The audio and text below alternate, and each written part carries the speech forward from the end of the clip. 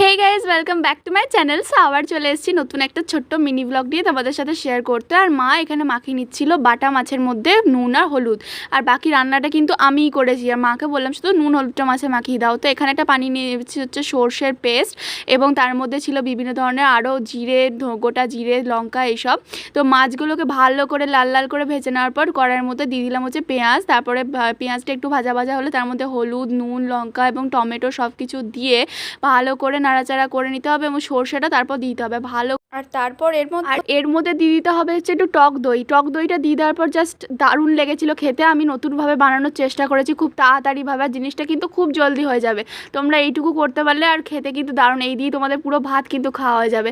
তো যাই হোক, ভালোভাবে এটাকে ভালো করে ফুটিয়ে নিয়ে তার মধ্যে দিয়ে দিতে হবে হচ্ছে মাছগুলো। আর মাছগুলোকে কিন্তু লাল লাল করে ভাজতে হবে। আর আমরা ততক্ষণ খাওয়া দাওয়া করি, আর তোমরা আমার চ্যানেলটা সাবস্ক্রাইব করে দাও আরও এরকম নতুন নতুন মিনি ব্লগের রেসিপি পেতে।